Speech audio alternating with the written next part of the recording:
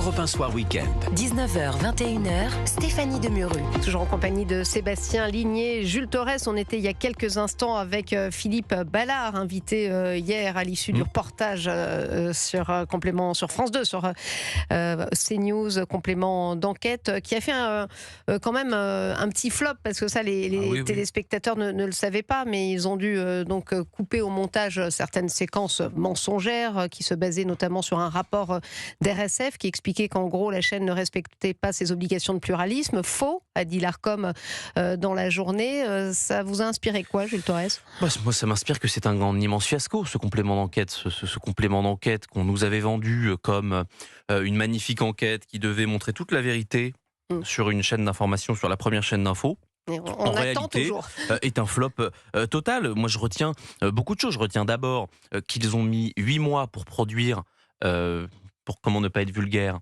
un navet pareil, parce qu'en réalité, on le sait depuis mars dernier, qu'ils prévoyaient de faire ce complément d'enquête. Là, pardonnez-moi, mais le résultat, pour par exemple des militants de gauche qui attendaient quelque chose de vraiment croustillant, il n'y a rien dedans. La seule chose qu'il y avait, donc, c'était donc ce rapport de Reporters sans frontières, complètement biaisé, mensonger, sur le pluralisme, qui a été complètement désavoué, contredit par l'Arcom, qui, je le crois, n'est pas l'organisme public le plus sympathique avec CNews ces dernières années, et encore moins avec sa cousine C8 leur honnêteté, qui a été fermée. Donc là, on salue leur honnêteté, d'autant plus qu'on ne peut pas tricher sur la question du pluralisme. Les règles, elles sont extrêmement claires, et surtout, pardonnez-moi, Reporters sans frontières, alors je sais que c'est quelque chose qui correspond parfaitement à l'époque, mais Reporters sans frontières, c'est absolument pas son rôle de gérer le pluralisme. Il y a un organisme public qui s'appelle l'Arcom, qui est financé à 150 millions d'euros chaque année par les Français et qui est là pour ça. Et donc ils le font, et donc à ce titre-là, ils vont complètement donc, ce n'était pas leur mission à l'origine, la création par Robert Ménard notamment, mais ils ont un petit peu dévoyé quand même leur mission au fil des années.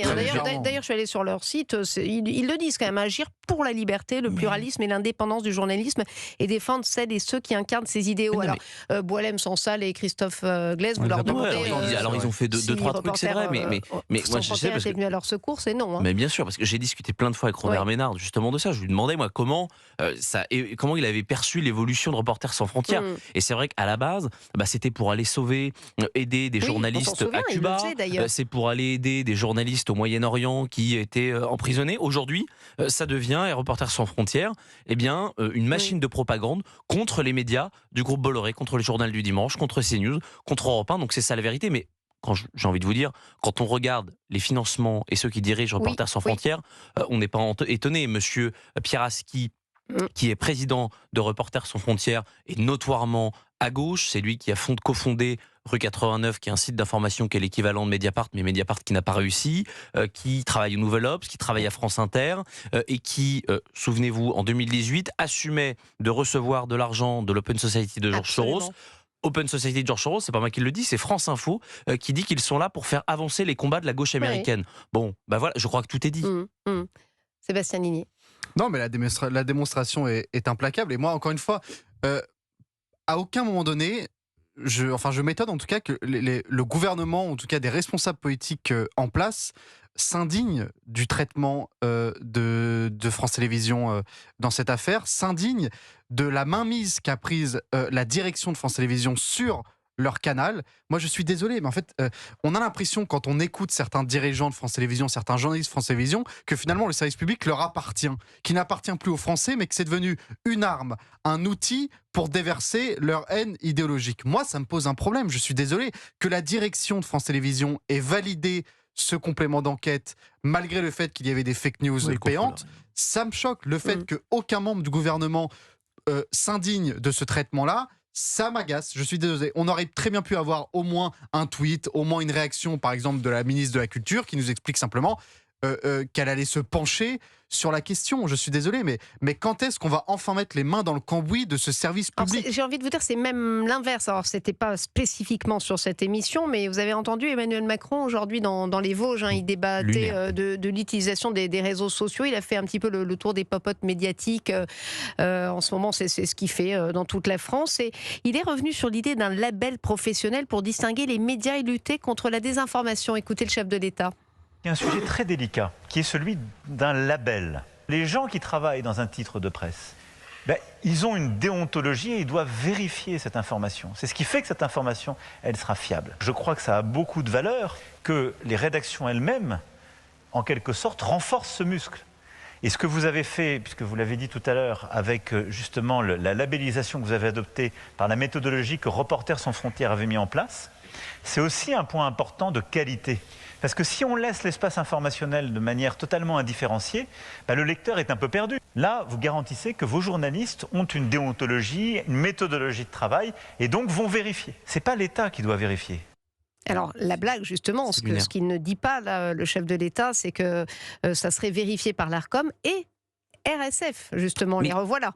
Non, mais garant du bien et du mal, les médias qui font bien leur travail et les autres. Emmanuel Macron veut une Pravda à la française. Il faut le dire avec ces termes-là.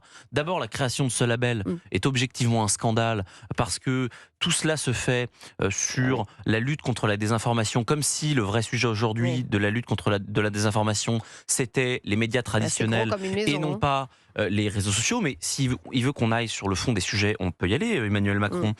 Quand le France 5, en 2023, fait son horrible documentaire sur la fabrique du mensonge après l'affaire Lola, où il y a des mensonges partout pendant 1h30 de documentaire, est-ce que France 5 peut être donc considéré avec ce label comme un organisme non fiable? Quand l'AFP, avec le meurtre du petit Elias, vous dit qu'il a été tué parce que par des coups de couteau, il a voulu donner son téléphone. Parce qu'il avait voulu... Ça, c'est Patrick Cohen, mais je vais justement y venir.